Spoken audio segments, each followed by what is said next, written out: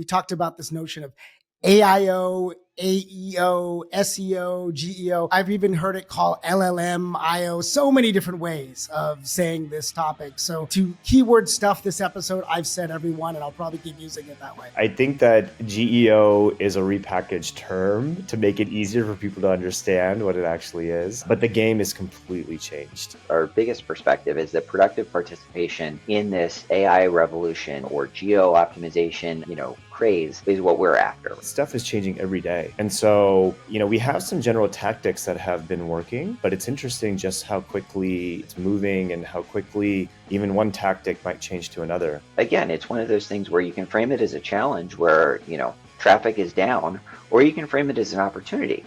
If revenue is up, but traffic is down, isn't that a win for everyone? And that day when I called you was my second council that month where it was red alert for folk. Like they were seeing 30% declines in their actual click-through traffic. And so to maintain that human authenticity in many ways with an AI model can be somewhat easier than trying to maintain authenticity for an SEO page. A lot of SEO was keyword centric and a lot of GEO is actually about the content. We actually changed our head of SEO's title to the head of GEO or head of AIO for this reason. Yeah. Is it GEO or AEO or AIO? What do you call it now? Right now it's GEO. All right. Today it's GEO.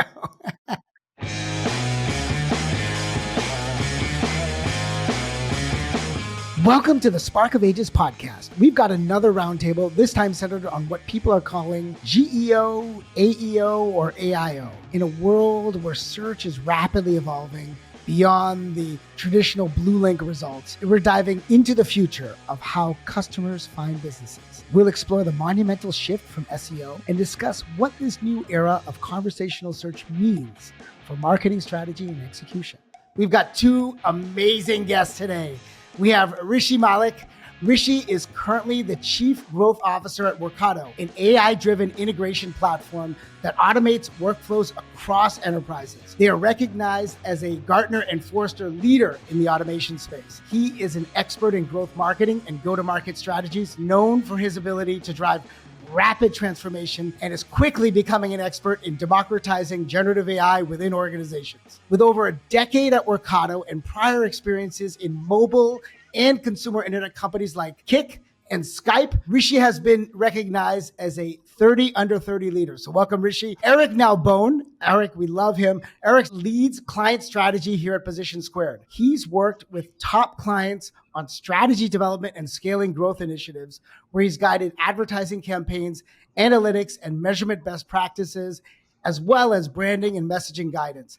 Before he joined us, Eric worked at companies like GE Energy, eBay, Cabbage, which eventually was acquired by American Express, and eventually started his own company. He also holds a degree in economics from Princeton University.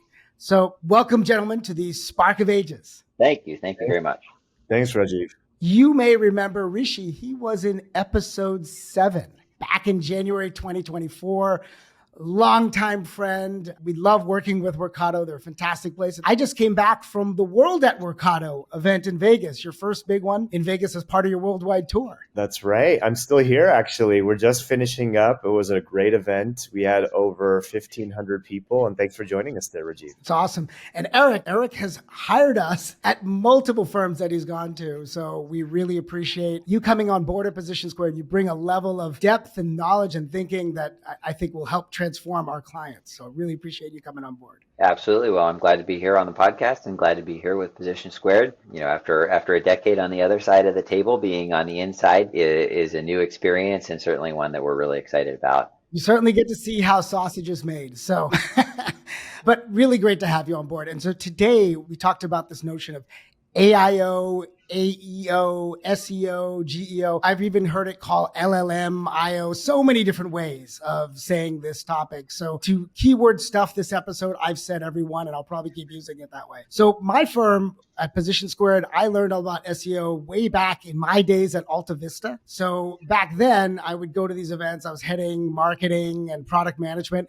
and folks would ask me about all these ways that they can be seen in the search engines, all these ways they can cheat. And we would always say to them, just dude, write great content. It's not that hard. How hard can it be? And of course, it's really hard. Later on, when I started my own firm, we then embarked on SEO as a practice, and now, of course, it's changed dramatically. So to start, Eric, can you explain to the audience exactly what GEO or AIO is? What makes it different from SEO? Why should they care? So, there's companies, there's people with an individual digital presence. It's everyone these days that cares about this. So why does this shift matter? Yeah, so the shift matters because how people consume content continues to evolve, right? And since search engines have been a thing, since Google has been a thing, and we all decided that we were going to prefer Google over Bing, or maybe Bing over Google in some instances, but since search engines have been a thing, that has been the front door of the internet. And that is changing and evolving to the point where the front door, or the entry point to the internet, is moving. For the first time in probably 10, 15 years, we're starting to see a shift to platforms like ChatGPT, to platforms like Perplexity, or to seeing integration of AI-driven components into Google and into Microsoft. That's an evolution that isn't new for anyone that's been paying attention to the search space. How people consume content changes as devices change. It changes as platforms change. But what it means is that we need to adapt to how we deliver content, right? And so if the way that people are going to consume content changes, the way we need to create it needs to change and evolve. And all of us have seen AI become just a massive part of our life, right? I can barely go through the grocery store without asking ChatGPT to help me understand which brand of cheese is preferred, right? Let alone, how we should fix the cameras for optimizing the podcast, or making sure that we've validated and understood workflows in a business context. And so if that's the way that content consumption is going to evolve, we need to move with it. And if we move on the forefront, and if we move with intention, and we move with anticipation, we can participate productively. And I think that that's our biggest perspective, is that productive participation in this AI revolution, or geo optimization, craze, is what we're after, right? So how do we participate productively? How do we be a part of how the ecosystem evolves and changes, rather than simply be subject to what happens to us? There's a massive opportunity if we're willing to act, and act quickly. Totally nailed it. I think it's just this whole shift, right? So before, the primary way of being found was through search engines, and to some extent through social media. That's how people would find us. So we cared about optimizing for that. Now with ChatGPT or Claude or Perplexity, DeepSeek, people are now asking about us in those places, and we need to be found in it. And so that's different. And that's what we'll talk about today. So that's a great way of laying it up for us, Eric. So Rishi, you called me some time ago and said, Rajiv, this is a hot thing. There's companies today that have lost a tremendous amount of traffic, and it's something you care about as part of driving demand for Workato and helping inform those who would look to learn more about them and buy from them. So how do you buy from your firm? How do you specifically apply AEO or GEO principles, such as optimizing for factual accuracy, entity optimization, structured data? How do you ensure that these AI models accurately interpret and summarize Workato's fairly sophisticated automation and AI solutions for global enterprises? Yeah, Rajiv, it's a great question. It's interesting, because this stuff is changing every day. And so, we have some general tactics that have been working, but it's interesting just how quickly it's moving, and how quickly even one tactic might change to another. But what we found is, I'm part of a number of these CMO councils, and that day when I called you was my second council that month, where it was red alert for folk. Like, they were seeing 30% declines in their actual click-through traffic. And what was happening, in my opinion, it was actually kind of exciting. In the last decade, we haven't really seen a change in search up until now. And it was the same old game of trying to win the SEO battle. But in terms of how we apply it, is we were looking at, okay, people are going to Google now, they're going to Claude, they're going to Perplexity, they're going to ChatGPT. The ways that they were searching and the content that these platforms were sort of bringing to the top, they're not necessarily waiting for a click anymore. They're sort of summarizing this information. But what we found specifically with Google and Gemini, is that it does actually reference the links of the sources that it's getting information from. And when we looked at our keywords that we were trying to rank for, we specifically looked at what those links were that it was referencing. And we took the pattern matching there. And what we found is that articles that are FAQs, that are list format, articles that are top 5, they actually were more often being pulled in from Gemini. So we took a tactic of looking at all of our keywords and looking at the articles that were being pulled, And we actually had content on the subject. That was the interesting part. So to your point about it wasn't just good enough anymore to have content, but it's actually how the content was written. And what's going on behind the scenes with these LLMs, we'll never know. Every single time the response is different, but there was a pattern in the type of content that it liked. And so then the team went on this battle essentially for a few weeks of taking all of our keywords and actually using LLMs to provide content that the LLMs liked. It was very meta in that regard. But we essentially leveraged LLMs, fed it our existing content, and then gave it a model content that we thought was specific to that keyword that was more effective. So for example, for a certain keyword, we said, hey, rewrite this content in this form of an FAQ. And what it spit out, we put that live, and within a week, it was picking it up. And so we actually saw that change in our organic traffic as well, but we saw it starting to turn around once we put out these new types of articles. That's pretty cool. I mean, it's so you quickly, one of the things I do like about what you do at Workato is you're not just optimizing for SEO in terms of like all the keyword stuffing and sort of fake backlinks. You're actually creating original content. You guys have videos. You already had things in a form of Q&A, and sounds like you refined it even further and then tested and measured it even further. So that's really cool. Here's a question for both of you. As user trust in AI-cited content is still forming, and AI models are tasked with constructing the most useful response. So how can brands ensure their content, which is designed for AI interpretation, authentically resonates with human users and prevents the potential from doing more harm than good if machine predicted relevance doesn't align with human perception? So what are the best practices for maintaining human centricity, right, in this AI world? A lot of it has to do with how we write the content. So as much as we're actually leveraging LLMs to produce content that we feel the LLMs will pick up, but we do have a review process at the end of the day. So we still have our community councils, we still have our customer advisory boards, and we leverage that to run the content by them. So if there was something written a certain way, the LLMs are going to put out their interpretation of what we put out there, but we still need it to resonate with customers, and we still leverage those channels. I mean, the customer at the end of the day is the one that's going to receive this. So you can't completely take the human out of the loop on this one. I agree. And I think that part of what makes all of the AI models so compelling and so interesting is that they're conversing with us in a human-oriented fashion. So in many ways, they're taking content and they're reformatting in ways that we already talk and we already think. And if you think about who you know that are good communicators and how they articulate ideas and how they present information, they do it in a structured way where they have an idea, they have support for ideas, and they draw conclusions based on the information that they've gathered. And that's really what AI models are trying to do. And so to maintain that human authenticity, in many ways with an AI model can be somewhat easier than trying to maintain authenticity for an SEO page. And we talked for a long time about writing for search engines and what the balance was of when you're writing for a search engine and you see a page that just scrolls and scrolls and scrolls. And it's how many ways can we say the same thing over and over, focused on a very tight band of keywords, and 10,000 words later, you're not really sure if humans have learned anything, and you're not even really sure if humans will ever really consume most of that content. In an AI world, we don't need 10,000 words of scroll. We need a couple frameworks that AI models can interpret, right? And when Rishi talks about adapting things into FAQ formats, that's because people ask questions and they want answers. They don't want novels.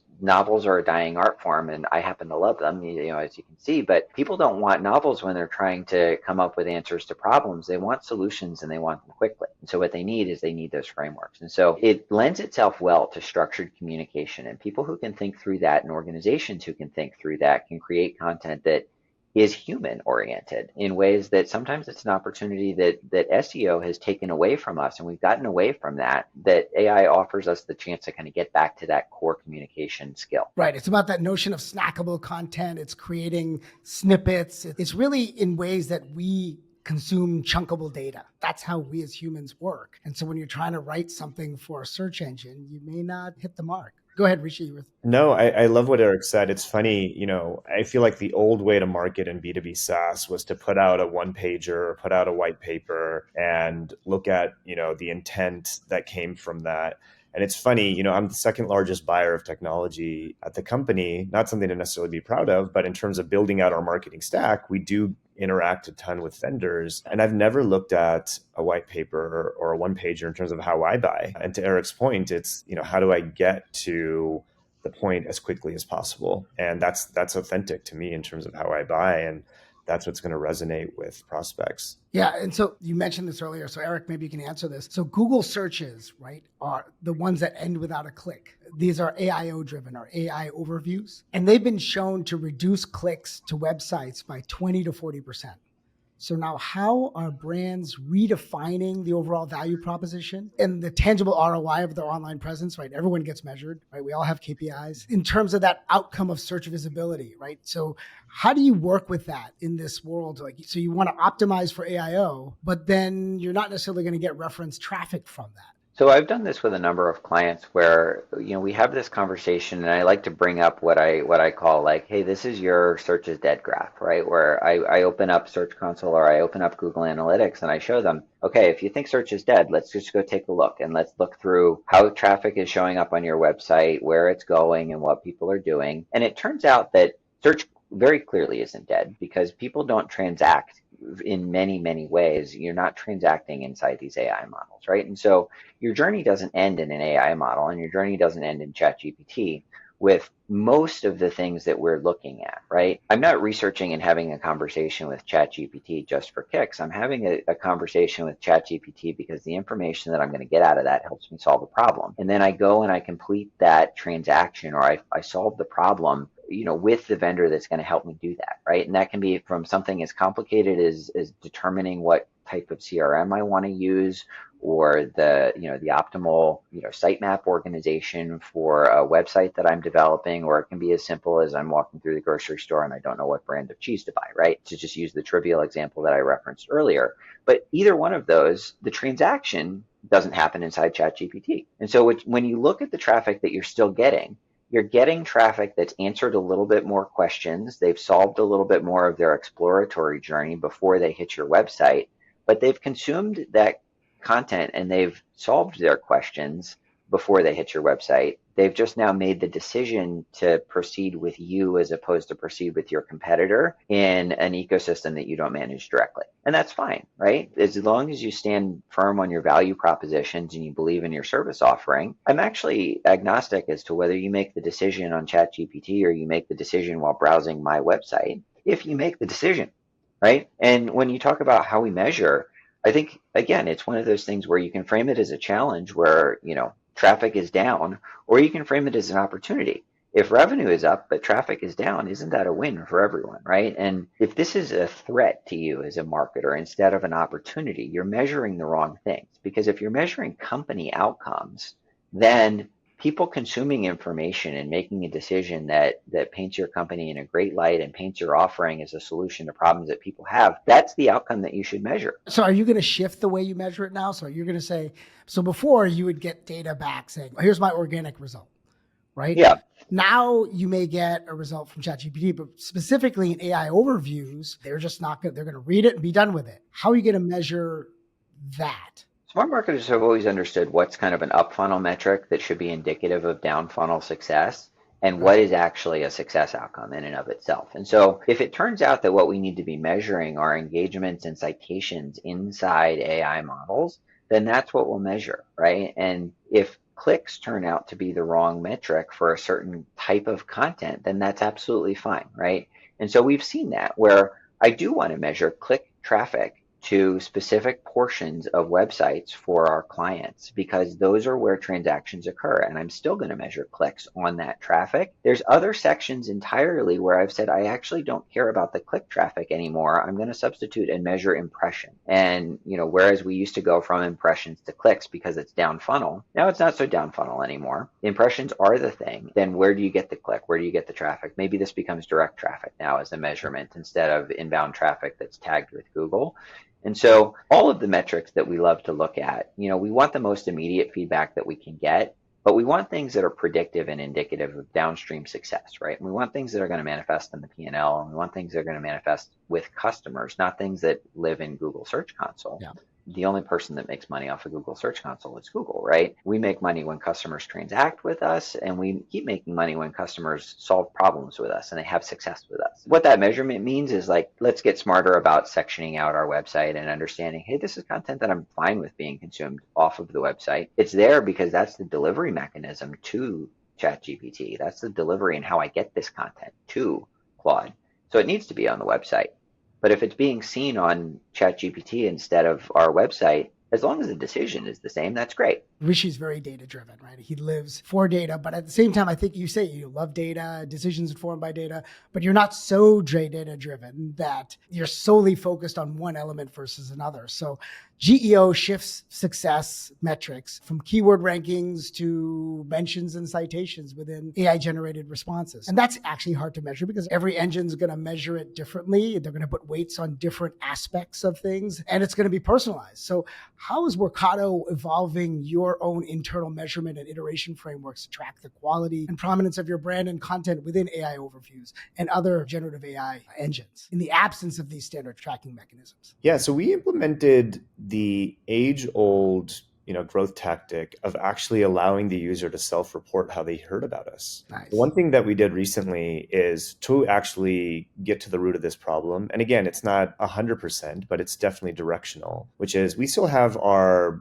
typical tracking mechanisms, our analytic platforms that tell us the raw click-through data. Obviously, it attributes stuff to direct to Google in ways that may or may not necessarily be as accurate. But then we match that up with, we just had that simple field of how did you hear about us? And we sort of compare what users are actually saying how they heard about us versus what the analytics are actually telling us. And what we've found is a lot of that direct traffic is now coming from these platforms. People are self-reporting that they're coming from ChatGPT, that they're coming from Perplexity, that they're coming from Claude. And piggybacking on something that Eric said, which is when they're coming from these platforms, they are more informed. So we actually looked at everyone that was self-reported coming from ChatGPT, how those converted down funnel, and the conversion rates are actually higher.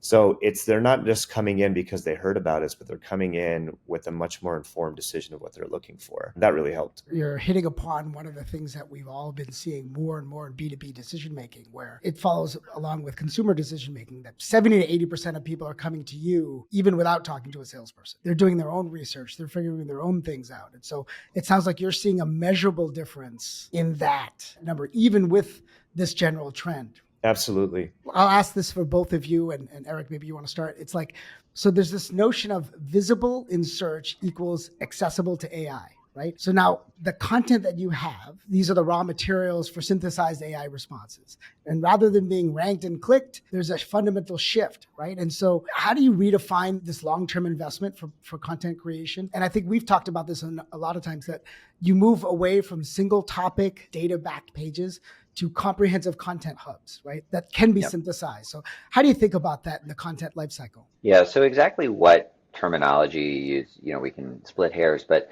the way that I've been helping people understand our strategies are that in an SEO-driven world, we were really focused on keywords, and in an AI-driven world, I want to be focused on topics.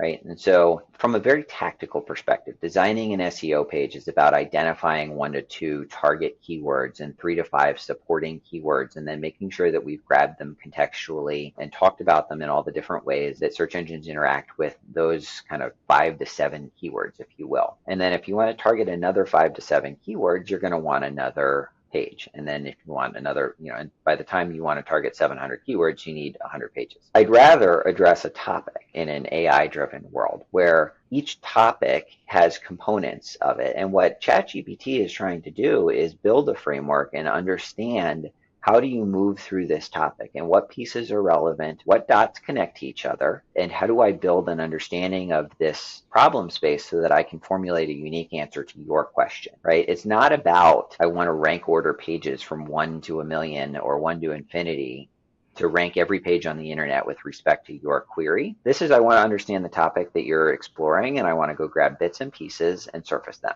They're just fundamentally different problems, and so we address them differently. What's an example of that? Yeah, so an example of that would be, I'm trying to understand what CRM is best, right? Okay, well, that's a complicated question. What kind of company am I engaging with? Is it a B2B company? Is it a B2C company? What kind of MarTech integrations do I care about? And in an SEO driven world, MarTech integration with the CRM might be one page, right? And then that could be Salesforce integration with Google. Then it could be Salesforce integration with LinkedIn. Then it could be HubSpot integration with Google. Then it could be HubSpot integration with LinkedIn. And those could be four separate pages versus a hub page or a topical page that is more cognizant of stitching together CRM and advertising platforms, right? And now a page that talks about stitching together CRMs and advertising platforms that's not so specifically keyword driven helps an engine understand that space, right? Here are the different blocks that we are working with. Here's how we believe they fit together. Essentially, by publishing this content, this is our recommendation to an AI engine that we would suggest that you adopt this framework and that you use this framework when you organize content for your users. ChatGPT isn't building frameworks from thin air. It's looking for frameworks. It's looking for ways to connect dots. And if we can suggest that these are the dots and this is how we've connected them, maybe ChatGPT draws a slightly different picture than I do, but we're building the connect the dots picture, right? Rishi, maybe you can illuminate that, right? You have iPaaS, you have the notion of integrations, you have workflows, and now you have the notion of agents meant for the enterprise. Absolutely. Yeah. We've made this transition with Workato. We've built out, sort of all of Gartner and Forrester have named us sort of the leader now when it comes to the integration space. So the leader in iPaaS. And we've had a slew of agentic features that have been a part of that. And, with how people are buying today, we have this very modern integration platform, but we really want to talk about a lot of our agents today. Doesn't take away from the integration platform, but that is what people are interested at the moment. And so sort of almost a reframing of us being, sort of the new age agentic platform for the enterprise that happens to be built on sort of the leading iPaaS. And the way that buyers typically bought in that space is changing. And to Eric's point, in terms of the framework of how people buy, a lot of our content now is around what the needs of an integration platform are, requiring sort of this agentic capability. And that's one of the things that the LLMs are starting to pick up on, which is it used to be, hey, Workato is the leading integration platform. And now it's talking about Workato being an agentic platform for the enterprise that happens to be built on the most modern iPaaS. And that change and that shift, it's not one web page is not going to get you there.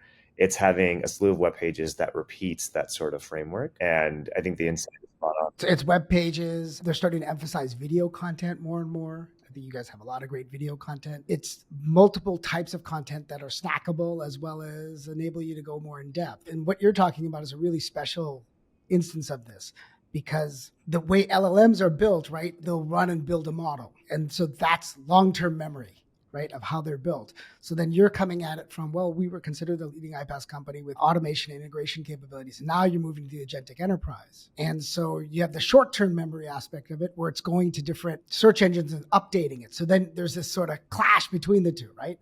So you have to manage that shift to make sure that you're seen in those engines, because I would imagine your users are leading edge. Your buyers are leading edge. And it's something that we have to continuously monitor too. It's a big piece of it because there's other content that's going out there, not necessarily competitive, but there's competing frameworks that are potentially being put out there in terms of how people buy. So it's not a one and done sort of piece. We actually changed our head of SEO's title to the head of GEO or head of AIO okay. for this reason. Yeah. Is it GEO or AEO or AIO? What do you call them now? Right now it's GEO. All right. Today it's GEO. It's a little bit more general. I think AIO, Google sort of coined the term. And so we try to make it a little bit more general. It's a good call. At the same time, search is still the go-to for most people. So are you seeing that dramatic shift, or are you seeing it more incremental? Like, I know Google reported its revenues recently and search traffic was actually up. Search revenues were actually up. Now, I know that's come at the expense of pushing down organic results, right? It's AIO results or AI generated, then it's sponsored ads, then it's organic. So maybe from a revenue point of view, they got a bump, but they also seem to have a traffic bump. So it's not dead. How do you think about it? It's interesting. We're seeing a dramatic shift. So in the self-reported side, we're seeing a huge dramatic shift. About 20% of our traffic now is being classified as coming from one of these generative platforms. But to Eric's point, again, a lot of these sort of piggyback on each other. If someone found that Workado was interesting for something that they were looking for as they were having a conversation with ChatGPT, and then they open up a new tab and search something related to that topic in Google, that's where these things sort of play off each other a little bit more. And right now, Rajiv, it is a little bit tough to figure out what that user journey is. The thing that we are seeing is there's a dramatic shift in how people are self-reporting that they're finding us. And now, are they doing 100% of their research on ChatGPT before they get to us, or 100% of the research on Claude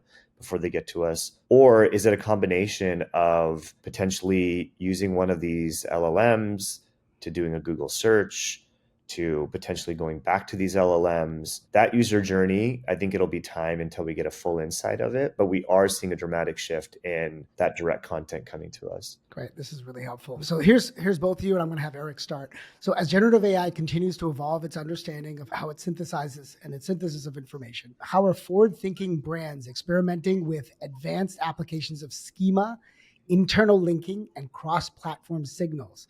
So to not only claim, but actively reinforce their position as definitive author of truth on specific topics. So it's influencing AI to attribute and amplify their content preferentially in this crowded digital landscape. And even Rishi, you kind of hit upon it, saying so many folks are coming in with different frameworks in today's market, especially given how much yours is changing. So think about, how are these firms experimenting and getting ahead of each other using these somewhat technical ways of thinking of things? Yeah, so I think that there's a couple of ways to think about it. And the first is that models will use what they have available to them, right? And the things that are most helpful to AI models today are the structured elements of how pages are built. Those are the things that exist that were created ultimately with search in mind, right? Google didn't go create markup schemas, or markup schemas are not exclusively created by Google, but they weren't adopted as an SEO framework by accident. They were created with an intent to be used in search engines as we've moved towards AI, right? And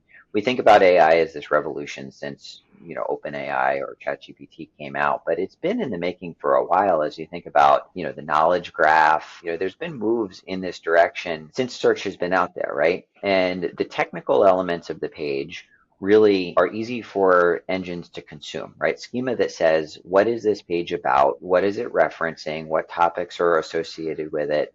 All of those are gold for AI engines. What changes is that they don't operate off of the same kind of ingested knowledge of the world. And so where Google has a map of all of the internet and how it relates to each other in the form of backlinks, right? And it builds authority by knowing that Forbes has a lot of authority. And when it writes about you, it passes some of its authority to you. And when you write about someone, you lend some of your authority to them. And it's this whole kind of distributed scheme of authority flowing from people who have it to people who need it. Yeah, that's how Google's always been built, right? This notion of page rank or authoritative links from one to the other, right? So Wikipedia, yeah. So now flip it for AI, right? And if ChatGPT doesn't have this whole model of every link that exists on the internet because they've crawled the entire internet and built this kind of holistic model of all the backlinks that exist, what is an AI model going to use as its symbol of authority? Well, it's going to start to understand expertise in a different way. It's going to understand that because you relate to, if we think about a healthcare company, because you relate to medical schools through your connection with individual doctors who have degrees from an institution, which,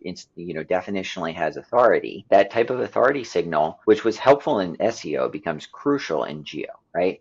And so we've always talked about backlinks as this thing where you want a lot of things pointing at you. Well, in a geo world, we've talked about the idea of borrowing authority from people, proactively borrowing authority by saying, Rajiv, you have authority by virtue of your connection with the HBS network. Okay, well, let's call that out. And that's the way that we're going to borrow authority now, with an outbound link, right, instead of an inbound link. And so you can do that broadly speaking, right? We want to cite sources. We want to point at high value sources that are outside of our world in order to pull some of that authority in and start to help AI models understand that we've compiled authority through a variety of sources. And so in some ways, again, it's an opportunity, right? Whereas building backlinks is a really, really hard thing to do in SEO land. It's rife with spam. It's rife with, all sorts of low quality players. Borrowing authority where you've already accumulated it for your organization or for an individual is actually wonderful in the geo world. We're getting lost in the alphabet soup here, but we love this idea of author of truth, right? And this question of kind of who you should believe. Why should you believe me? Well, you should believe me because we have this resume of accumulated authority, right? And let's show you what that resume looks like and tell you about it. And it's a lot easier for me to tell you than it is for you to research it and find out all the reasons why I should believe it, or for you to just trust that Google has done that for you. So we love that shift. And I think it's a great opportunity for people who really do have those credentials and are willing to cite their sources and are willing to say that, we've built a strong case. Here it is. Rishi, your thoughts? I think it's spot on. I think we've seen the exact same shift. A lot of what's picked up now has to do with, sort of some of the accolades of the company. And one of the things that we found is when we release content, even if it's just one link or one piece of content, it's really depending upon how impactful the actual content is versus like how widespread the link is or how many people are referencing it. ChatGPT or Claude or any of these other platforms, they give it a lot more weight. They give it a lot more heft based on what's actually in the content versus, oh, does it just mention these keywords? And if we're talking about a specific topic around Ricardo's agentic platform, for example, there are other agentic platforms that are out there. But when we talk about, potentially some awards that it's won or the number of users that are using the platform or the actual accounts that are using or actual customers that are using it and their brand recognition, it definitely gives it a lift. And it's nice now that these platforms actually have a way of sensing like the true content versus gaming the system by like how widespread your link is. Right. So nowadays, G2 may matter more, or Reddit seems to matter more. They have an agreement with ChatGPT, right? So people who are writing about you, but not in a backlinky way, I guess is a way of putting it. So you're referencing authority, as Eric talks about, but at the same time, people are referencing you, and it's starting to put those thoughts together about whether you're an authority or not. So we're now going to shift to opinions about GEO versus SEO. The rules of digital visibility are being rewritten, and the battle lines are drawn. For years, we've all been playing by the same playbook, which is SEO. We're about to throw down some opinions that'll force you to choose a side about where you think tomorrow's AI answers will lead us. So here we go. Here's number one. GEO is just a repackaged, buzzword-heavy version of good SEO. The best way to get cited by an AI is to create a high-quality, authoritative piece of content with a great user experience, which is what SEO has always been about. Partially agree. I think that GEO is a repackaged term to make it easier for people to understand what it actually is. But the game is completely changed. It's not the same as a lot of SEO was keyword centric, and a lot of GEO is actually about the content. I love it. Yeah. That's a great response, especially since you just gave your guy the title GEO. So go ahead, Eric. Yeah, I agree. In many ways, Geo is a realization of the promise that search has always had but failed to deliver, right? And this idea of being able to fall back on content as the source of truth. We've forever heard Google's mantra of just create good content, just create good content. And sometimes that works, sometimes that doesn't, right? Google told us that backlinks don't matter anymore, and evidentiary proof shows that they do. We've seen a lot of the kind of gamesmanship in the SEO world. And in many ways, AI kind of helps us take the step towards realizing what people have hoped search could be in a way that is really exciting for us. So, that partial agreement, I think, is a good place to land on that topic. So here's the next one. The shift to GEO will destroy the open web. When users got their answers directly from an AI without ever clicking on a source, all content creators, especially news sites and bloggers, will lose the traffic and ad revenue they need to survive. Absolutely disagree. I don't think the web is going anywhere. I think that there's absolutely value in having your own content in your own ecosystem. I think that transactions continue to occur between an individual or a company and another company. They're not going to occur between ChatGPT and another company unless it's paying for your monthly subscription. And I think that the open web is here to stay. Nice. All right, Rishi. Completely disagree. I think that it's actually made the web a more exciting place. I think it actually gives the underdogs a voice now, even more so, a lot more so than before. These huge companies that had huge marketing budgets before could win the SEO battle inauthentically. And now if you're an underdog, but you have the right content or you have an offering that resonates with folk, you can stand toe to toe now. Okay, let me push you a little bit. So if I can now go and talk to that wonderful voice that I have on ChatGPT and get really good content from some other source, from various good quality sources, how's that person going to make money if that's all they do is drive that content? They don't need to make money on the first click. Hopefully, you can actually leverage these platforms to inform decision making or whatever behavior through conversation with that voice. And then, when they're ready to transact, they'll come to you if you have an offering that's useful to them. That sounds great. My team would say, especially if you're a content creator, you're going to have to go to the next level on Substack and pay someone a subscription. All right. The next question. SEO professionals who don't emphasize AI content creation are going to go extinct. You can't keep up with the volume and speed of content required to dominate AI-powered search results without using AI as your partner. So this gets to a little bit of originality and using AI to create content. I agree. If you're not playing in the same game, or if you're not moving with the times and you're not actually playing the new hand that's being dealt, I'm surprised that they're not already extinct. You got to keep up. I agree with the asterisk, which is that we're not there yet in terms of AI generated content being perfect. And we talk a lot about AI hallucinations, and we talk a lot about the incorrect conclusions that it draws. So if you completely abandon your AI content creation or your content creation to AI, you can get yourself in trouble. In a world where AI generates content for AI to consume, that we just go in a recursive loop. What's the saying? Turtles all the way down. We don't want to get to that world. So there needs to be oversight, like with anything. I think that if you just set it loose on the world and you say, okay, well, go. There's actually a site in the financial space which is churning out like dozens of articles per minute. That I was reading a Reddit thread that is just seeing skyrocketing traffic lately. And it's working for now. And it reminds me of situations that we've seen in SEO where things work for a little while and then someone realizes that, okay, that's actually not quite what we're going for. Like, we're going to shut that down. So I wouldn't say you can abandon your AI content creation process to AI, but if you're not using it to inform and help accelerate your content creation process, you're missing the boat. Awesome. Yeah, I think the other, with AI created content for AI to consume, we run into originality, right? Which is something that folks have an issue with, and that's a whole topic in and of itself. But you're going to still have to be original. And if an AI engine puts it out, you can't just go out and release 1 million articles that are just BS. Okay, next one. Optimizing for GEO is a fool's errand. You can't game a generative AI model the way you can an algorithm. The only reliable strategy is to focus on a strong brand and loyal audience, because AI will eventually favor the most reputable sources, not the most optimized one. I disagree. I think that we're already seeing it with the models where you can put out one piece of content. It's not about quantity, it's about quality. We've seen the experience time and time again where we put out one updated article, but the content was of such quality that the generative platforms are picking it up within days. And it's less about gaming, it's more about the quality of the content. All right.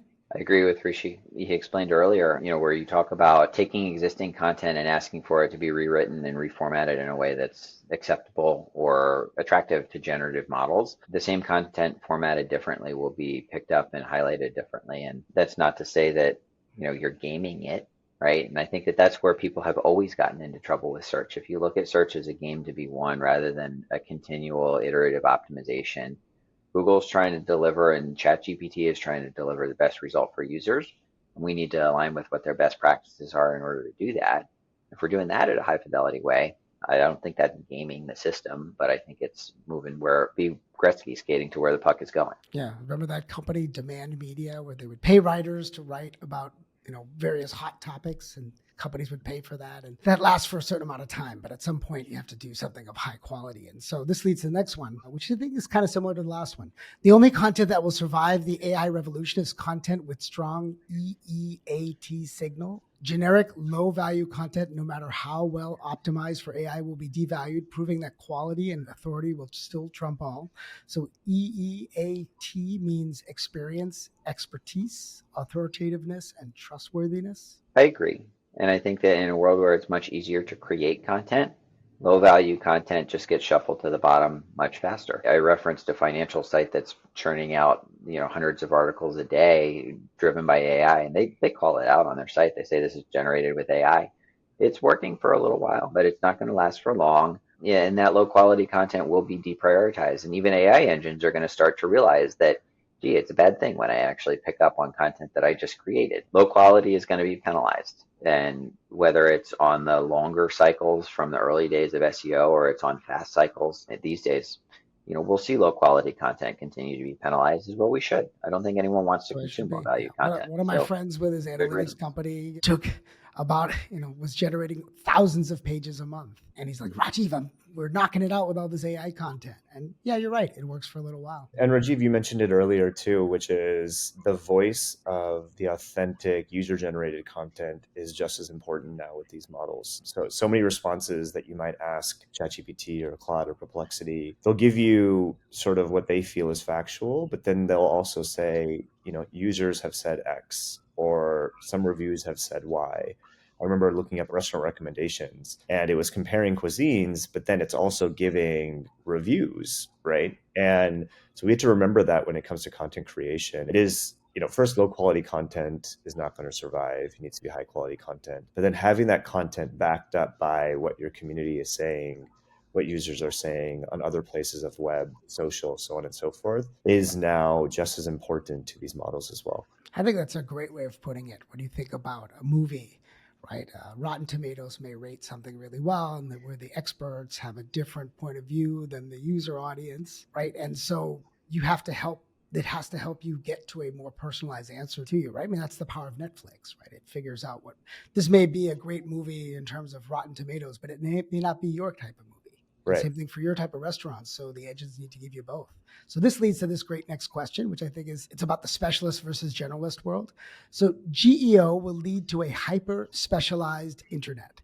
Since AI rewards depth and comprehensive coverage on a topic, the only way to be cited is to become an ultimate authority on a specific niche, leaving no room for generalist creators or publications. Agree or disagree? Do we all go niche or do generalists still do okay? I agree, and I think that we'll start to see people get rewarded for talking about what they know. And I don't think that's a bad thing. I think that I want to talk to the people who are experts at what they do, right? I like talking to smart people about things that they know a lot about, whether I'm talking to a human or whether I'm talking to a company. I want the right answer, and I want it in the level of depth that is of interest and of need to me right now. On a hyper specialized internet, it's absolutely going to do that, right? You can create your own GPTs inside ChatGPT, and I've got half a dozen of them that do different things for me and, look through content in different ways. Absolutely hyper specialized internet. And I think that that's what we should all be here for. Is that the end of the Renaissance man? I don't think it's the end of the Renaissance man, but I don't know. I'm a liberal arts guy with a liberal arts background. And, I think that there will always be a place for the Renaissance man. But one of the things that you realize as a Renaissance man is to know when you don't know something and go ask the expert for, the right answer. So I think that that's what there will be, is a place for exploration and then a place for specialization. That's awesome. Thank you. Those are great. Go ahead, Rishi. I think the generalist or the Renaissance man will need to evolve. It's really interesting with these platforms. I think it's actually teaching us how to be more niche in our searches. So, for example, if you ask any of these platforms a very general question, it will actually give you more information probably than you were looking for. It won't just give you a general answer and walk away. It'll start pointing out little nuances for you to get into your own rabbit hole, which leads to this concept of prompt engineering. I mean, the most basic consumer is becoming an expert in prompt engineering, and they're becoming more advanced in how they ask questions, which leads to this rabbit hole of becoming, more niche in our questions and how we ask them. So I think we're going to see this shift of more and more questions and people being more advanced in prompt engineering, which is going to require this shift in terms of the content creator to be a little bit more niche as well. That's great insight. Yeah, great insight on that. It's like you can ask a general question. It'll ask you to dig into specialized ways. Like I can ask it about a particular medical condition I have. I'll actually feed it my test results. It'll give me an answer specific to my situation, like when I tore my Achilles, and about PT methods and maybe some things I should supplement with. But then afterwards, as I went along, it would keep asking me, what kind of PT plan do I want? What kind of things do I want? It would keep prompting me with more.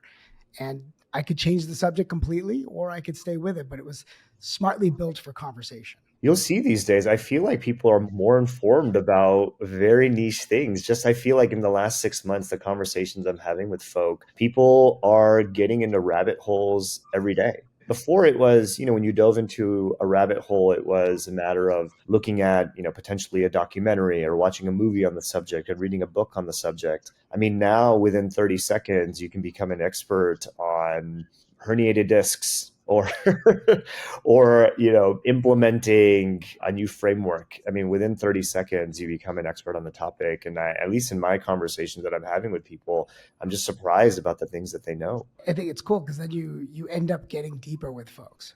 Either A, you get exposed where you can only go so far, or if you're more open to it, you get into a deeper conversation. And I think that's part of that human experience. Wow, that was really interesting to talk about all that's going on with GEO. Now we get the super fun feature of this show called the Spark Tank. So I want to welcome you to our game. Welcome to the Spark Tank. Today we're joined by Rishi Malik, the Chief Growth Officer at Workato, and Eric Nalbone, Chief Strategy Lead here at Position Squared. We're about to test whether our growth experts can spot the difference between the tactics that actually happened and the ones that sound too crazy to be true. Here's how it works. I'll give you 3 statements about historical marketing tactics from advertising's most manipulative eras. 2 of them are absolutely real, the kind of strategies that major companies actually used back then when regulations were a bit loose and ethics were a bit flexible. 1 is completely fake, but designed to sound just believable enough to mess with your heads.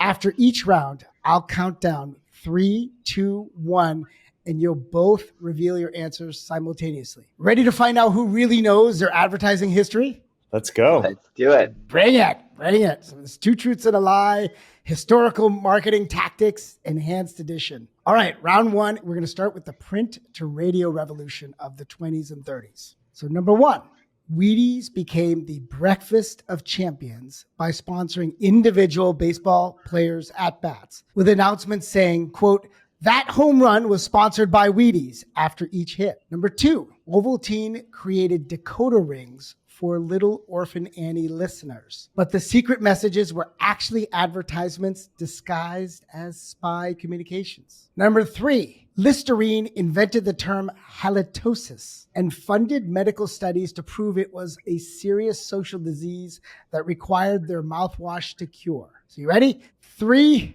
2, 1. I see both of you at 2.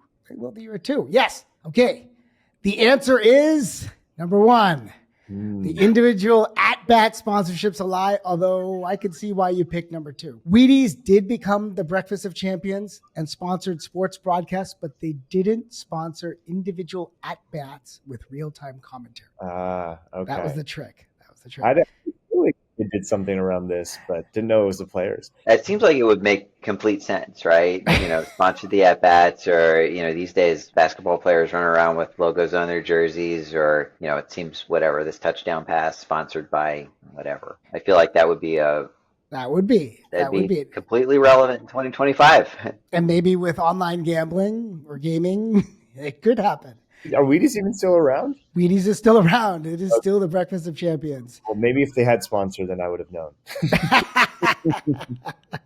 Okay, so Ovaltine's decoder ring campaign was absolutely real and incredibly successful. I think what may have thrown you guys off was the part about the spy communications. I didn't think that Little Orphan Annie was so popular. Yeah, this is the 20s and 30s. I acted in that in my middle school play.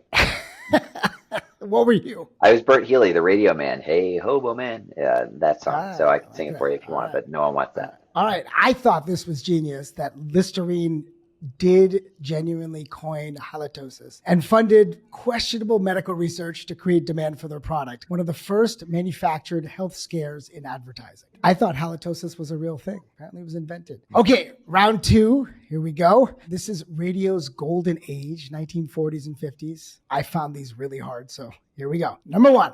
cigarette companies required radio hosts to smoke their brand on air and mention how it, quote, cleared their throat for better broadcasting. Number 2, soap companies own the scripts of daytime dramas so completely that characters would pause at a mid-emotional breakdown to discuss laundry detergent. 3, Ford Motor Company sponsored news programs but contractually forbade mention of any traffic accidents involving Ford vehicles. So remember, you got to pick which one the lie is. Ready? 3, 2, 1. Do we have a consensus? Oh, I think again. I think we're consistent again on 2. Both with 2. And it's actually 3. Oof. That's a lie? And number 3 is the lie. So Ford's news censorship is fake. While car companies did sponsor news, they didn't have explicit contracts censoring accident reports. Huh. So, but that, that was an era. It's good to know, especially as we move in this self-driving age. Sounds a little bit like NFL broadcast, just knowing that you're not supposed to criticize the NFL in the league office, but not technically forbidding it. Don't bite the hand that feeds you type thing. Yeah, the announcers definitely don't go too hard on some of the play calls. Yeah. Right? Can we just talk about how the cigarette one was true? That's insane. Yeah, so it's nuts, right? So cigarette companies absolutely required on-air smoking with health claims. It was standard practice. I think that's weird that that's on radio, right? Like, what does smoking sound like on the radio? But, if it was television, I could see, but I'm not quite sure what that sounds like. Yeah, they're not clearing their throat. They're like, this is better. So much better for me. Yeah, and then the second one, which you both guessed, and you can tell me why you guessed it. Soap companies did their own drama scripts and worked product placements into emotional scenes. Hence the name soap operas. I thought soap operas were an element of I should have known that. television. Yeah. So it was originally a radio thing. So started there. Let's go to round 3. This is early television, 1950s, 1960s. This is number 1. Cigarette companies hired doctors to appear in white coats on live TV, recommending their brand for throat comfort and better digestion. Number 2, breakfast cereal companies paid families to eat their products on live morning shows with hidden cameras capturing authentic family breakfast conversations for later broadcast. 3, toy companies created entire Saturday morning cartoon shows that were essentially 30-minute commercials, with the characters and accessories that were in their shows being the products that were sponsored throughout each episode. So, number 1, cigarette companies hiring doctors to appear in live coats, talking about the kind of a continuation of the previous question. 2 is breakfast cereals capturing authentic family breakfast conversations. And 3 was toy companies marketing their products. What era are we in? We are in the 50s and 60s. Okay. Ready? 3, 2, 1. Do we have a consensus? Both of us have answered 2 on both questions. At some point, you're going to get one right if you keep doing like number this 2. is the SATs where you just fill in, bubble number C all the way down the page. Exactly. And guess what? You're both right. All right, there it is. All right, I love it. We got the win. All right, why did you choose that? It was the hidden conversations for me. I wasn't sure if that part of it, the recording of the hidden conversations, seemed a little bit far-fetched. Not that the other ones aren't far-fetched.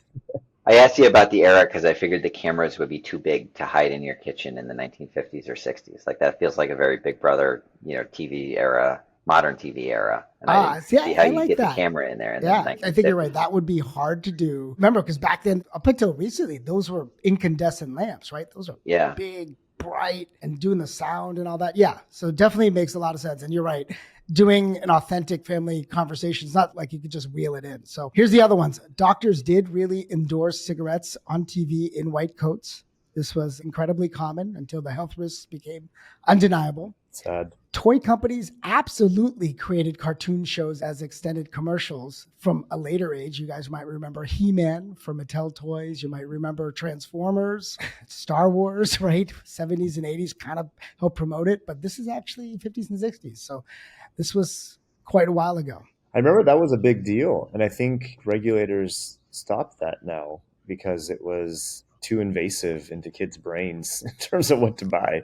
Absolutely. Yeah, and Absolutely. they started regulating food too, like what can appear and stuff like that. I think there's regulations around that. Kind of like Happy Meal with the toys, right? Yeah. Yep. So they did do hidden camera breakfasts, but they were real actors, not a secret family filming. So that makes more sense. I feel like if you recorded my family breakfast growing up, it would be like a lot of grumpy kids complaining about being up early, going to school. And like, I don't think it would have made for good radio or television. That would have been, yeah, my house, it would have been a mess. My mom used to she would just put out the cereal and we'd go figure it out ourselves. So, I don't need to wake up with you kids. You guys can get to school on your own. All right, round 4. This is Madison Avenue Agency Tactics, 1960s and 70s. Which mind manipulation technique is the lie? Number 1, Coca-Cola hires psychologists to study how different bottle shapes affected drinking behavior, then redesigned their bottles to encourage faster consumption. 2, airlines hired motivation researchers to determine that passengers felt safer when stewardesses wore specific shades of blue that subconsciously reminded them of clear skies. And 3, cigarette companies funded studies, we love cigarette companies, on subliminal advertising and briefly experimented with flashing their logos for single frames during movie theater previews. So this is the whole subliminal advertising gig, flashing a frame during movie theater previews. So you guys ready? 3, 2, 1. Give me the lie. Oh, we have dissonance here. Oh, we changed it up. All right. So I see, Eric, you have 1 finger up. 1. And Rishi, you have 3. That's right. And guess what the answer is? 2. 2. Oh my goodness. After we've all guessed 2, 2, 2. Finally give us 2. You didn't go with the pattern. The airline blue uniform was not real. And I think the part of it was the specific shades of blue. So Coca-Cola did hire psychologists to study bottle shapes and consumption patterns. This was part of the motivation research craze. So as you probably know, right on the cans, they show the bottle. And so that bottle wasn't just nostalgia. They really worked on it. I would have thought the shade of blue thing, it became a Google thing, right? Like test what shade of blue works on the links. And it's such a popular anecdote from early search that I figured we've been thinking about the shade of blue for a while. But That's true. That's true. And there's probably some thought that it would have been safer to feel that way. How do we decide that blue was links? Why not some other color? Every startup now too. I mean, well, including us actually. Ricardo's blue as well. So, actually, sorry, my brand T would not be happy about that. I think it's some shade of teal. Can you give us the Pantone, Rishi? Pantone 75. Going back to the Coke bottle thing, though, Coke in the bottle is so much better than Coke in the can. It just tastes magical in the bottle. So down here in Texas, they have Mexican Coke, which is much more prominent than in other regions of the U.S. with the real cane sugar, which I understand is being distributed more broadly now. But it really it's delicious, and I'm sure it's our dental clients are probably doing cartwheels over real cane sugar being back in Coke because it's great for them. But it really is something. So we've enjoyed it. That and getting rid of fluoride in water. I mean, our dental clients are super thrilled. But I do overpay for Mexican Coke over regular Coke. Not an overpay if it's worth it. That's right. I feel better. And that's really what it's about. Cigarette companies did do subliminal advertising research and tried to do this notion of putting a frame, even though the effectiveness was questionable at the time. So what you're telling us is if you grew up to be a black hat SEO in like the modern era, you were a cigarette advertiser in prior ages, right? Yeah, of course. Seems that way. The blue one is airlines were careful about stewardess appearance. Specific sky blue safety psychology study did not happen, but it would have been a good one. All right, let's go to the last one. Number 5, Digital Dawn. We're both tied at 1. This is the tiebreaker.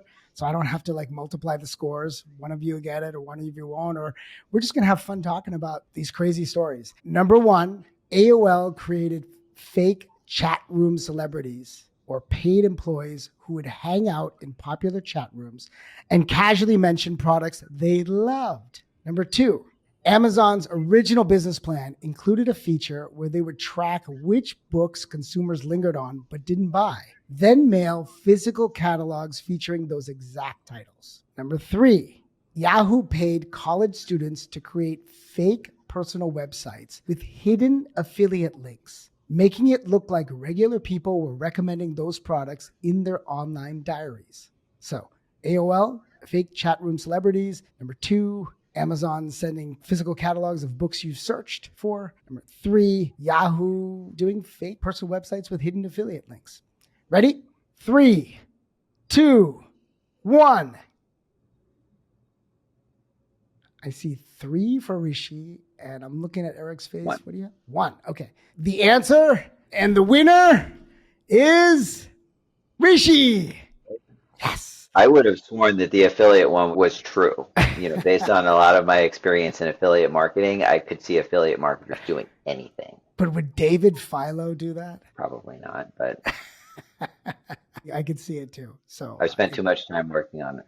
The catalog thing makes sense to me. I had a friend that ran a business for auto parts, and catalogs were huge for them. I get them in the mail all the time, and I feel bad, I have to throw them in the recycling. But apparently it's a powerful tool, and especially in certain areas of the US. So I could totally see that being part of it. Having participated in AOL chat rooms, I could definitely tell there were definitely people in there that were paid to do something. The last one I was a little bit unsure about, but the other two seemed right. So yeah, AOL absolutely used fake chat room personalities for marketing as part of their early community building strategy. Amazon did track browsing behavior and experimented with targeted physical mail campaigns based on online behavior. I think that's really clever. The precursor to personalization. Yeah, I mean, we do throw away most catalogs unless it's personal to us, which is really freaking hard. But Yahoo's fake diary website scheme was fictional. While affiliate marketing was emerging in the late 90s, Yahoo didn't orchestrate fake personal websites with hidden affiliate links.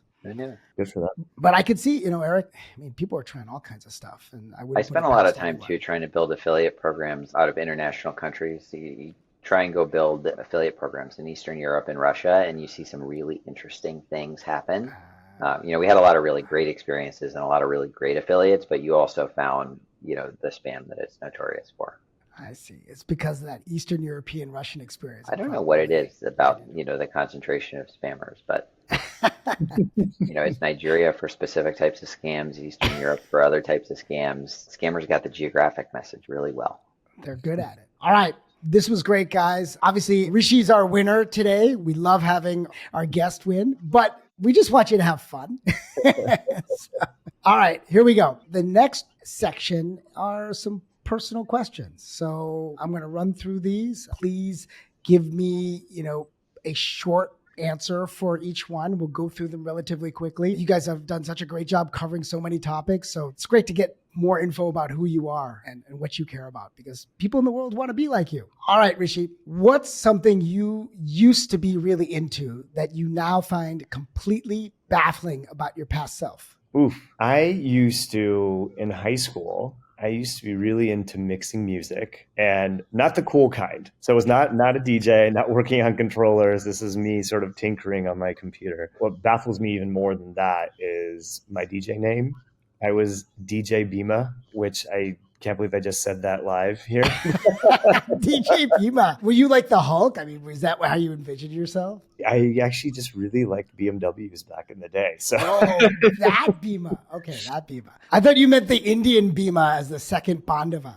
That would have been cooler, I wouldn't have been as embarrassed about it. And speaking of AOL, I think that was also my screen name too at some point. So DJ Bima?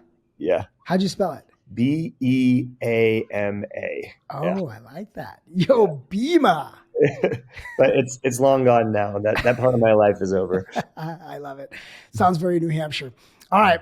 So Eric, what's a place you've never been to but feel like you'd somehow belong there, and what draws you to it? I would go to the geographic center of Alaska, as far away from people as I could get, and I'll deal with the 24 hours of darkness and the 24 hours of daylight, but I think it'd be just beautiful, and it'd be probably serene when it wasn't freezing cold to just be in the middle of nowhere. I'd pack up and go in a heartbeat. So like Denali, but with your horses? Yeah, if we can get them in there. It might be the only way to get in there on pack horses or something like that. But horses, yeah. You'd have your sled dogs. You have... Yeah. We got the pictures of the dogs in the background. So. Yeah. Hey, Rishi, how would you answer that? What's a place that you're drawn to? Oof, I would also go to a remote spot. Mine would probably have a little bit of warmer weather than Alaska, Eric. Probably an island. And funny story, I actually went to Los Roques in Venezuela years ago. And I remember 300 islands off the coast. And I remember as an excursion, they dropped us off on an island that was completely deserted. And as the boat was going away, I was like, hey, if they never came back, I don't think I would have any way to contact anyone because there's nobody on this island, which was kind of scary, but also refreshing at the same time. So I wouldn't mind going back there. It sounds amazing. I don't know if I could do that. I'd have to be around people. So I don't last very long by myself. So, Put Rajiv in the center of New York. well, maybe that's too many people, but I need to be around some people. That's just a thing for me. But I do enjoy getting out there. When I do go to Bangalore every quarter, I do take the team out to some jungle-like resort or some really unique place as opposed to the cities. So I guess I'm in between you guys. All right, Rishi, what's a piece of conventional wisdom that everyone around you accepts, but you secretly think might be wrong? That breakfast is the most important meal. And maybe that's a bad habit for me. I just can't do a big breakfast. I'm actually, just thinking about what I had today, and I think I just maybe had some Greek yogurt. But yeah, the big breakfast thing has never done it for me. And then it's funny because now apparently, all these like workout pundits are like intermittent fasting. So I've been intermittent fasting all my life unintentionally. I'm with you there. It's a cup of coffee in the morning and, I'm off to the races, and you might see me around lunchtime, but breakfast is usually not my jam. Yeah, a cup of coffee is the most important. Yeah, I mean, the whole intermittent fasting thing is all about the notion that it gives your body more time to take the same energy that it would on processing food, but working on healing your body. Right. So there's talks back and forth on it. And I've had many debates with my father because of his heart condition about wisdom of it. It's an interesting one. I think the jury's out on it. I don't think there's any true answer. Although I did recently personally add breakfast, a small breakfast to my meal. Was it a bowl of Wheaties? Bowl of Wheaties, where I would watch baseball and announce particular players. Mine is the Starbucks egg white and turkey bacon breakfast. That's my morning breakfast. All right, Eric, if you could be guaranteed to be really good at one thing you're currently terrible at, what would you choose? I'd love to be great at playing football. I've always loved football. It's, far and away my favorite sport. I will watch probably every single NFL game that is televised this year, and Red Zone for those that are televised at the same time. Are you really going to watch everyone? I probably will watch every single game to the extent that like Red Zone helps me manage the ones that are on at the same time. But okay, but you're not going to watch all of them. Like that's 30 games. Not independently. Games? My wife would kill me if I tried to watch everyone independently, but I would try. But I would love to be great at playing football. I was always a small kid, and I never really liked the idea of getting hit very hard. But if I was great at it, then maybe that would be a different story. Is it the strategy or the physicality? The strategy. I have no interest in pain, and I have no interest in a 300-pound man flattening me, but the strategy of it I think is just really fascinating. It's such a complicated game that I love. I always dreamt of being a running back, but then I realized that these guys are a lot bigger. Talk about pain. I enjoyed running through people, but that was in touch football. All right, Rishi, if you had to describe your personality using only food metaphors, what would you be and why? You make me hungry. Sushi. Since I had it last night. It's unassuming, it's raw, it's layered, and you get a kick of wasabi at the end. I like that. It's got good umami. It does have umami. Especially if you have a roll. It has that texture feel. You can get all kinds of flavors in it. It's very healthy for you. There you go. The food metaphor question in my head immediately goes to Shrek and Donkey talking about the onions and the layers. That's where I go when I think food metaphors.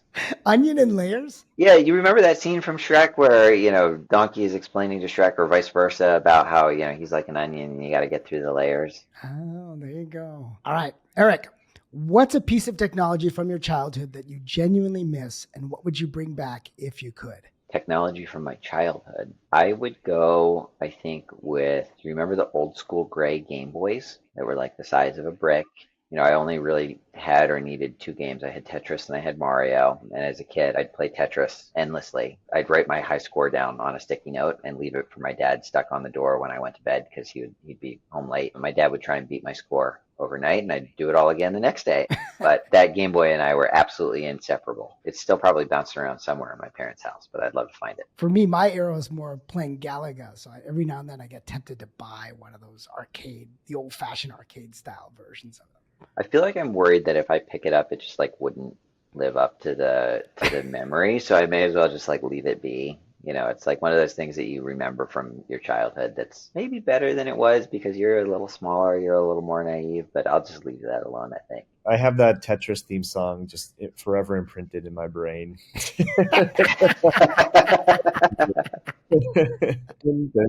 Then it speeds up and it speeds up and you're like, okay, we're in trouble. We're in trouble now. I love that. All right, Rishi, tell me the second thing you love. Not the first thing, the second thing. Second thing I love. I love walking around or running around a new city and exploring it. And the first thing I love is eating my way around the city. My travels usually revolve around food. You're a foodie. I am a foodie, but no, I think kind of going for walks or runs just around the city, getting lost in it, finding new things. It's definitely a passion. Do you run more or walk more? I used to run more until my doctor told me that my knees are getting out. I consider myself a young guy, but I guess not so much anymore. It's just, I guess running on the pavement, it's rough on your knees, but I love doing it. So they have those cool new treadmills now, though, that have the screen and you can run through different cities. Yeah. Not exactly the same, but I remember using one of those and it was running around Los Angeles and it was very realistic. They even had the homeless people on the side of the street and throwing stuff at you. No. And I was like, okay, I'm in LA. There you go. I'm back home. I know this place. Maybe a little too realistic. I love those running machines too. I like that feeling of being somewhere as opposed to just being on the treadmill. And I like when they vary the hills and all that. That's super fun. I was a rower in a past life. So for me, it's not a treadmill. It's the ergometers, the rowing machines, and love-hate relationship like people have with treadmills. Have you rowed on the Charles? Yeah, I crashed on the Charles, actually. You did? In the head of the Charles, I crashed the Princeton men's 8 into the Cal men's 8 ahead of us. Oh, jeez. And I single-handedly prevented the Cal coach from winning his first race as the coach, old Princeton guy who took the Cal job. And I crashed at head of the Charles that year into their boat. And, the stroke seat, who's a massive German guy in the Cal boat, just shakes his head and looks at me and he goes, "Oh, Princeton, what have you done?" Sorry, dude. So that was the last time I was on the Charles, crashing. Was that your last row on the Charles? They never let you Yeah, get out again? that was the last time we rode on the Charles. That was my senior year of college, and we didn't go up to Boston that year. They came to us. But yeah, that was the last time I was on the Charles. All right. Well, what we'll all have to do at some point is this. We know we all have a common friend, Sean Jacobson, that likes to do his marathon walks through San Francisco. So we'll have to do one of those. I've done one. Instead of 26, we did 29 miles. And it's a great experience. Cold on the day that I did it. It was cold and rainy, but it was an amazing experience. Great way to hang out with people. That sounds awesome. 29 miles. That's a heck of a walk. It was tough. It was a tough one, but it was enjoyable. So anyways, thank you guys today. We covered a really interesting topic that's super top of mind today with AEO, GEO, SEO. And then I love how we can take ourselves through marketing history and get ourselves to chat a little more about who we're about and what we're up to. So thank you so much for being here today. Thanks, Rajiv. Had a blast. Thanks for having us.